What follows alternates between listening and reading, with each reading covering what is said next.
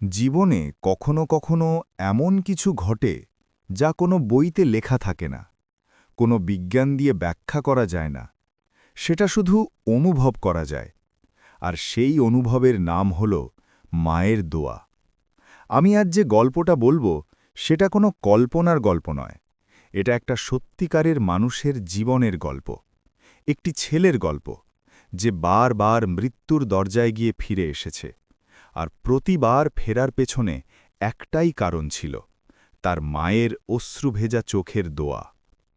তার নাম রাকিব, গ্রামের নাম ধলপুর। ময়মনসিংহ জেলার একটি ছোট্ট গ্রাম। সেখানে নদী আছে, মাঠ আছে, গাছপালা আছে, আর আছে একটি মায়ের বুক ভরা ভালোবাসা। রাকিবের বাবা ছিলেন একজন সাধারণ কৃষক, কঠোর পরিশ্রমী মানুষ। সূর্য ওঠার আগে মাঠে যেতেন, সন্ধ্যার পর ফিরতেন, কিন্তু তার হাসি মুখ কখনো মলিন হতো না। রাকিবের মায়ের নাম ছিল জমিলা বেগম।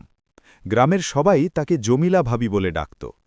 তিনি ছিলেন কথা কম বলা, কাজ বেশি করা একজন মানুষ। কিন্তু যখনই কেউ বিপদে পড়ত, তার দরজা সবার আগে খুলত। রাকিব ছিল 5 ভাইবোনের মধ্যে সবচেয়ে ছোট, আর স্বভাবতই মায়ের কাছে সবচেয়ে আদরের। ছোটবেলা থেকেই ছেলেটা ছিল একটু বেপরোয়া। গাছে চড়তে গিয়ে পড়ে যেত, নদীতে সাঁতার কাটতে গিয়ে ডুবে যাওয়ার উপক্রম হতো।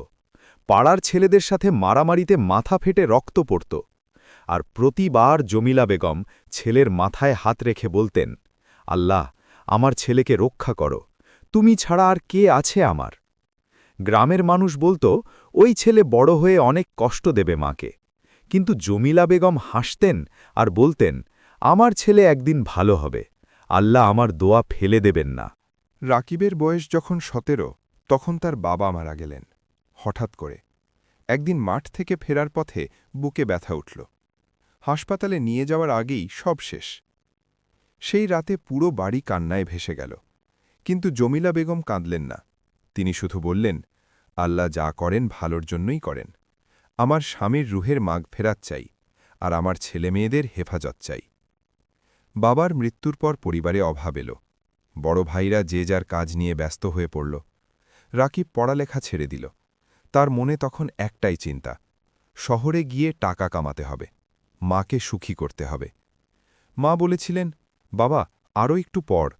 রাকিব বলেছিল, মা পড়া দিয়ে কি পেট ভরে, আমি কাজ করব। জমিলা বেগম আর কিছু বলেননি, শুধু রাতের বেলা একা একা জায়নামাজে বসে দোয়া করেছিলেন। সকালবেলা রাকিব যখন বোচকা নিয়ে বেরিয়ে পড়ল, মা দরজায় দাঁড়িয়েছিলেন। মাথায় হাত রেখে খুঁ দিলেন, বললেন, আল্লাহ তোমার সাথে থাকুন, সৎপথে চলবে বাবা। রাকিব পেছন ফিরে তাকাল। মায়ের চোখে তখন জল, কিন্তু ঠোঁটে হাসি। সেই দৃশ্যটা রাকিব কখনো ভুলতে পারেনি। ঢাকা শহর রাকিবকে প্রথম দিন থেকেই অবাক করে দিল। এত মানুষ, এত গাড়ি, এত আলো, কিন্তু এত ভিড়ের মধ্যেও সে একা। প্রথমে একটা গার্মেন্টস ফ্যাক্টরিতে কাজ নিল। সকাল 8টা থেকে রাত 8টা, মাসে মাত্র 4000 টাকা। সেখান থেকে 2000 টাকা পাঠাত মাকে, বাকি 2000-এ নিজের খরচ চালাত। মেসে থাকত 10 জন মিলে একটা ঘরে। খাবার ছিল সামান্য, কিন্তু রাকিব কখনো মাকে জানাত না তার কষ্টের কথা। প্রতি শুক্রবার রাতে ফোন করত। মা জিজ্ঞেস করতেন, কেমন আছিস বাবা? রাকিব বলত, ভালো আছি মা, তুমি কেমন আছো? দুজনেই একে অপরের কষ্ট আড়াল করত।